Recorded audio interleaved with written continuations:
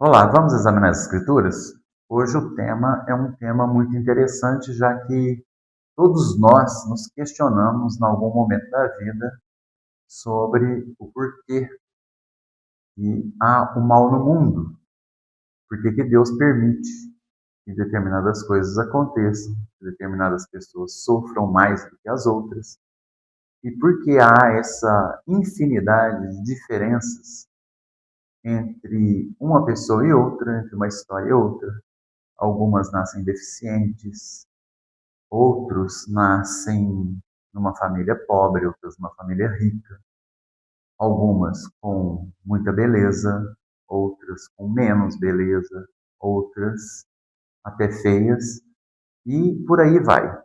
Nós gostaríamos de entender esse tema, porque se Deus é bom, por que há mal no mundo? Esse tema é um tema bastante interessante e nós iremos abordá-lo não tão rapidamente. Esse vídeo será um pouco maior do que os vídeos que eu estou acostumado a gravar e que vocês assistem. Vamos lá? Estudaremos então a Teodiceia. O que seria isso? Teodiceia é o ramo da filosofia e da teologia que busca justificar a existência, a bondade e a justiça de Deus diante da realidade do mal e do sofrimento no mundo. O termo vem do grego theos, Deus, e dik, justiça, significando literalmente justiça de Deus. O paradoxo de Epicuro questiona: se Deus é onisciente, ou seja, se ele sabe tudo, onipotente, se ele é o todo-poderoso e benevolente, todo bondoso, por que há mal no mundo? Então, se Deus é onisciente, onipotente e benevolente, por que há mal no mundo? O paradoxo propõe que essas qualidades divinas são contrárias à existência do mal. Se há o mal, ou Deus não é bom, ou não é onipotente. Se é bom, não pode vencê-lo, visto haver o mal. Se pode vencer o mal e não o faz, então não pode ser bom. Ou seja, ou Deus quer destruir o mal e não pode, ou pode e não o quer. No primeiro caso, não seria onipotente, não teria todo o poder do mundo, todo o poder do universo, não seria o todo-poderoso. No segundo, não seria bom. Esse paradoxo, ele quer dizer que a explicação do mal no mundo é inexplicável, ou ela é explicável pelo ateísmo, Deus não existe. Ou se ele existe, ele não é onipotente. Ou se ele é onipotente, ele não é bom. Agora nós vamos para os textos da Bíblia. Vamos ver o que as Sagradas Escrituras nos ensinam. No relato do livro de Gênesis, antes da queda, tudo o que Deus cria é descrito como muito bom.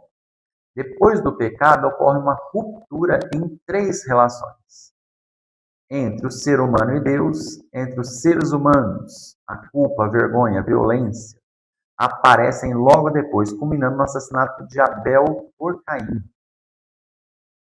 Entre o ser humano e a criação, a terra é amaldiçoada, o trabalho se torna penoso e a morte passa a fazer parte da condição humana.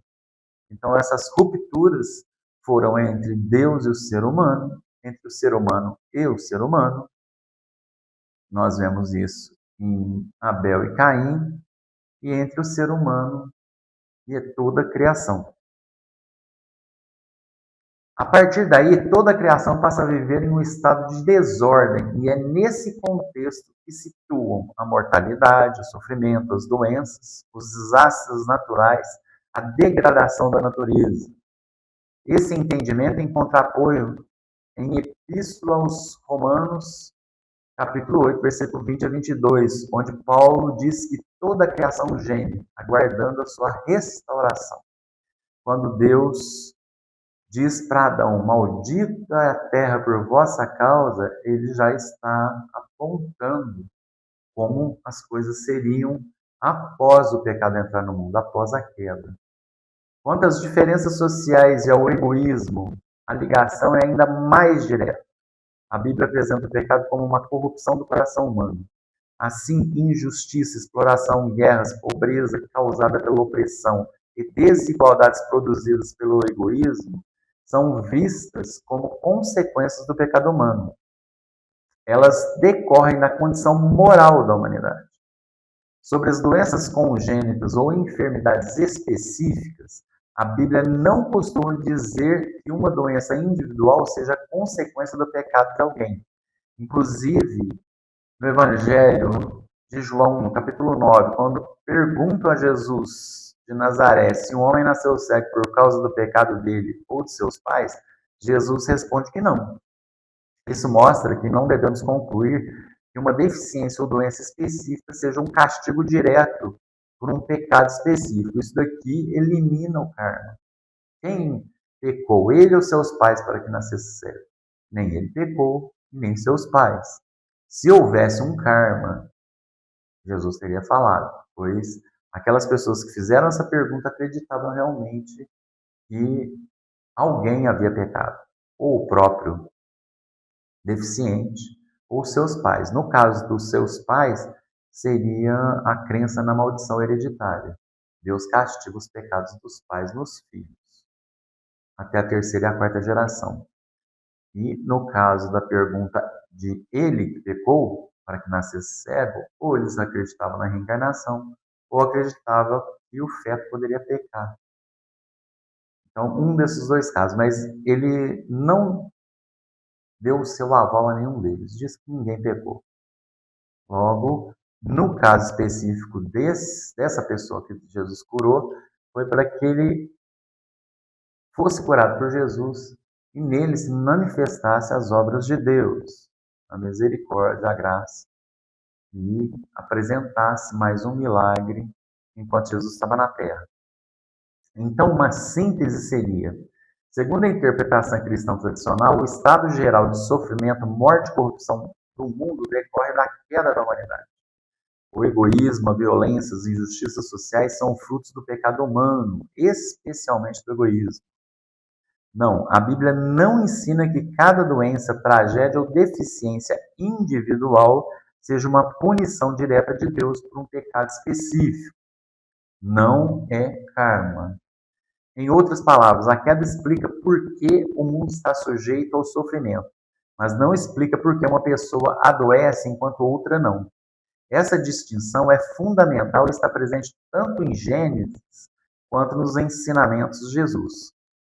Por exemplo, Hiroshima e Nagasaki sofreram um ataque nuclear. Os sobreviventes geraram filhos deficientes. Logo, o pecado da guerra causou essas deficiências. Esse raciocínio faz sentido como uma relação de causa e efeito dentro de um mundo marcado pelo pecado. Mas é importante distinguir isso de um castigo direto de Deus. Não é Deus que está castigando aquelas pessoas que nasceram deficientes em Hiroshima e Nagasaki. Isso não é possível, não é Deus castigando. A guerra resulta de decisões humanas motivadas por ganância, orgulho, ódio, desejo de poder e outros pecados. O ataque nuclear com bombardeamentos atômicos em Hiroshima e Nagasaki expôs pessoas à radiação. Logo, não é o pecado de quem nasceu deficiente, mas é o pecado de quem atirou a bomba lá, ou quem ordenou que a bomba fosse atirada lá.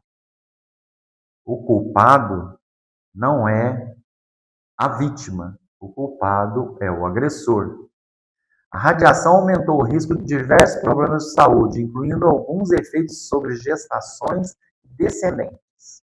Embora a extensão exata dos efeitos hereditários tenha sido objeto de muitos estudos científicos, as pessoas que viviam lá não eram mais culpadas do que todas as outras pessoas do mundo, conforme o próprio Senhor Jesus Cristo nos ensina em Lucas, no capítulo 3, versículos 4 e 5, quando ele diz o seguinte: e quanto aos 18 que morreram quando a torre de Siloé caiu sobre eles, eram mais pecadores que os demais de Jerusalém? Não.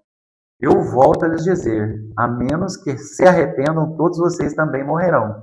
Essa torre é um episódio que ela caiu em determinadas pessoas, no caso aqui, 18 pessoas, e essas pessoas que a torre caiu e que morreram não eram mais culpadas do que nenhuma outra pessoa em Jerusalém. Eles estavam num momento, num local onde essa torre caiu. E isso os atingiu. Isso significa que as pessoas que estavam em Hiroshima e Nagasaki, e que aquelas pessoas que nasceram em decorrência ou depois do ataque nuclear, não são mais culpadas das suas enfermidades e da sua infelicidade de ter nascido com problemas gravíssimos em decorrência dos pecados delas. Elas não são mais culpadas. É exatamente o que Jesus nos diz em Lucas capítulo 13, versículo 4 e 5. Não é karma. Nesse caso, pode-se dizer que o pecado humano produziu consequências físicas reais. Não porque Deus tenha escolhido punir aquelas crianças, mas porque ações humanas más podem causar danos que atingem pessoas inocentes e até gerações posteriores. Esse princípio aparece diversas vezes na Bíblia. Um governante injusto pode levar uma nação inteira ao sofrimento. A violência, a vadiagem, a luxúria, a preguiça, a irresponsabilidade de uma pessoa pode atingir sua família e sua comunidade. O pecado tem consequências que frequentemente ultrapassam quem o comete. O mesmo raciocínio pode ser aplicado a outros exemplos. Um motorista embriagado causa um acidente e uma criança fica com sequelas ou morre. Poluição causada por ganância aumenta doenças em uma população. Uma guerra provoca fome, deslocamento e traumas que afetam gerações. Esses sofrimentos são consequências da ação humana em um mundo onde existe liberdade para fazer o bem ou o mal. O livre-arbítrio de cada pessoa pode causar o bem ou pode causar o mal a populações inteiras ou a indivíduos. Do ponto de vista da teologia cristã tradicional, tudo isso remonta, em última análise, à entrada do pecado no mundo. A queda tornou possível um mundo em que seres humanos livres praticam o mal e a criação está sujeita à corrupção. Mas a Bíblia evita dizer que uma vítima específica sofre porque Deus a está castigando por um pecado específico. Novamente, não pode ser karma. Isso é absurdo. Portanto, no exemplo de Hiroshima, é correto dizer que a guerra, fruto do pecado humano, causou consequências biológicas e sociais devastadoras, incluindo doenças e algumas deficiências relacionadas à exposição à radiação. E não que Deus tenha criado aquelas deficiências como punição às crianças, seja por algum karma, seja como consequências de pecados em outras vidas. Essa distinção preserva dois ensinamentos bíblicos. O pecado tem consequências reais e profundas, mas nem todo sofrimento individual deve ser interpretado como um julgamento direto de Deus sobre quem o sofre. Ficou bem claro, límpido e cristalino. Agora nós vamos ao resumo disso que nós vimos, acabamos de ver. O pecado nunca destrói apenas o pecador. O texto principal que nós podemos comprovar isso é Gálatas capítulo 6, versículos 6 a 8. Tudo que o homem plantar, isso também colherá. Vivemos em uma geração que acredita que o pecado é uma decisão privada. A Bíblia ensina exatamente o contrário. Nenhum pecado termina em quem o pratica. Todo pecado produz consequências. Às vezes, essas consequências são imediatas e às vezes anos depois. Às vezes, alcançando filhos, netos e uma sociedade inteira. Essa é uma das razões pelas quais existe sofrimento no mundo.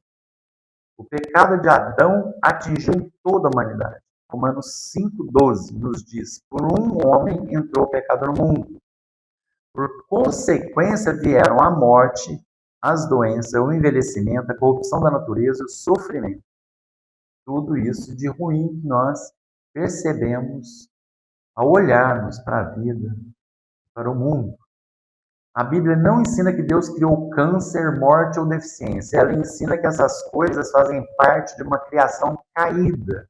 Ou seja, de uma criação que hoje é pecadora, que não era pecadora, que era perfeita. Pecado é a transgressão da lei divina. Pecado é errar o alvo. Esse é o significado de pecado. Pecados individuais produzem consequências coletivas. A Escritura mostra repetidamente que escolhas pecaminosas afetam outras pessoas.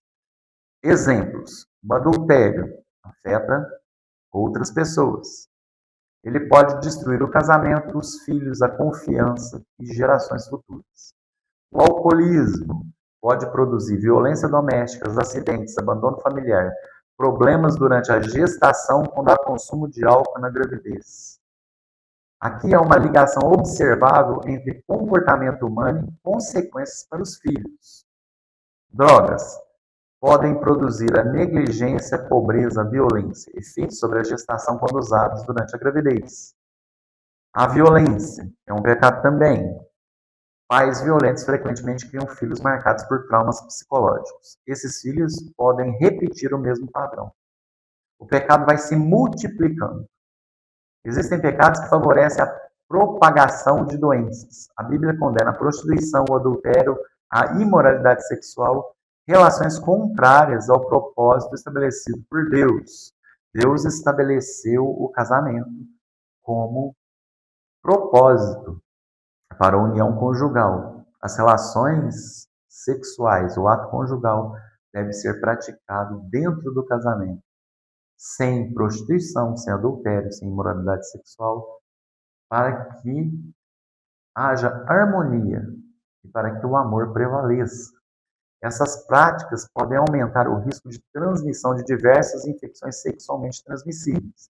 Então, a prostituição, o adultério, a imoralidade sexual ou qualquer prática contrária àquilo que foi estabelecido por Deus pode aumentar a transmissão de diversas infecções sexualmente transmissíveis. O pecado pode afetar gerações futuras. Isso não significa que Deus esteja punindo automaticamente os filhos pelos pecados dos pais.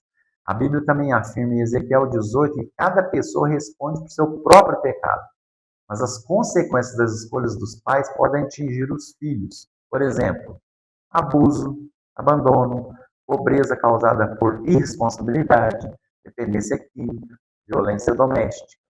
Essas consequências são reais e muitas vezes atravessam gerações. Nem toda deficiência é resultado de um pecado específico. Aqui Jesus corrige um erro muito comum, João 9. Novamente, os discípulos perguntaram quem pecou. Jesus responde, nem ele pecou, nem seus pais.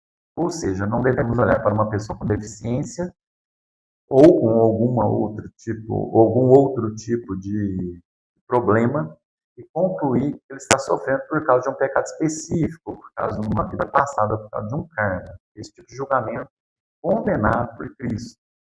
O erro da reencarnação. A reencarnação afirma que alguém nasce sofrendo porque pecou em outra vida. Isso produz vários problemas. O primeiro transforma a vítima em culpada. Uma criança que nasce com uma deficiência seria considerada responsável por algo que não se lembra. Não adianta nada você sofrer uma punição por aquilo que você não se lembra. Vamos exemplificar. Vamos supor que o seu pet, seu cachorrinho, fez xixi aqui na porta.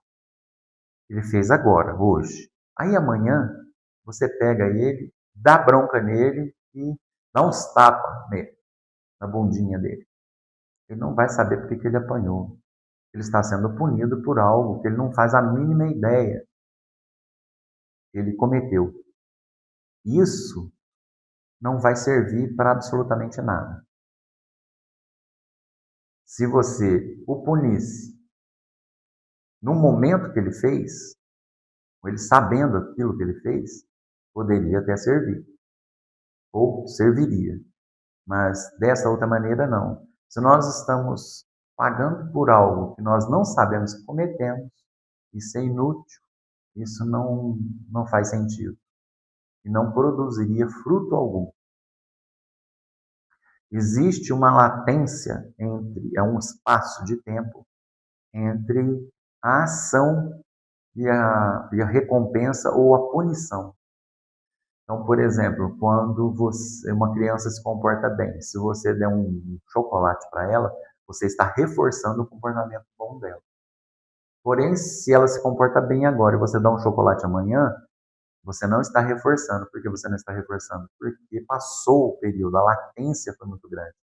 E ela não vai saber, ou não, o cérebro ou o inconsciente dela não vai associar aquilo que ela fez com a recompensa que ela recebeu. Então, o primeiro problema da reencarnação é que transforma a vítima em culpada. O segundo transforma o agressor em executor da justiça ou agente da justiça divina. Se alguém agride outra pessoa, poderia dizer: estou apenas cumprindo o karma, estou apenas sendo o agente da justiça de Deus. Isso enfraquece a responsabilidade moral. Em terceiro, não explica a origem do mal. Quem foi o primeiro a pecar? Se todos estão pagando pecados anteriores, onde começou a cadeia? Eu disse para uma moça em certa ocasião, inclusive ela já morreu, uma moça que estava zombando de mim, e eu disse para ela: se eu violentar você aqui, a culpa é sua ou minha? Ela falou: sua, claro. Eu falei: quer dizer que você não estaria pagando por um pecado cometido em outra vida? Ela falou que não. Eu falei: então nem tudo se explica pela reencarnação. A reencarnação não explica tudo. Mesmo porque, se for assim, vira um círculo vicioso e esse círculo ele tem que ter tido um início. E esse início, ninguém cometeu nada. É exatamente isso. Se todos estão pagando pecados anteriores, onde começou essa cadeia? Então, a reencarnação não explica tudo. A visão bíblica: o sofrimento existe porque o pecado entrou no mundo. Toda a criação foi corrompida. Os seres humanos continuam multiplicando os efeitos dessa corrupção. A esperança cristã não está em voltar inúmeras vezes para pagar pecados. Está em Cristo. Ele assume sobre si a culpa dos pecadores e oferece perdão pela graça. É na cruz que o pecado foi pago, é na cruz que a dívida foi cancelada, que o escrito de dívida contra nós foi cancelada, pois Jesus o cravou na cruz. Nenhuma condenação há mais para aqueles que estão em Cristo Jesus, nosso Senhor. A conclusão: a mensagem central não é que podemos identificar a causa específica de cada doença ou deficiência. A Bíblia não nos autoriza a fazer esse tipo de afirmação. A mensagem é que o pecado, em sentido amplo, corrompeu a criação inteira e que nossos próprios pecados continuam produzindo consequências para nós e para aqueles que nos cercam. Esse é o estudo rápido da Teodiceia. Essa matéria que é complexa, esse tema complexo, esse tema que muitos teólogos e filósofos se debruçaram por milênios para responder os nossos questionamentos sobre a bondade e a justiça de Deus e sobre todas as coisas que nós vemos e não compreendemos. Que Deus possa abrir o seu entendimento e que você compreenda tudo aquilo que a palavra de Deus nos diz a esse respeito, pois a palavra de Deus é o próprio Deus nos contando como as coisas são. Amém.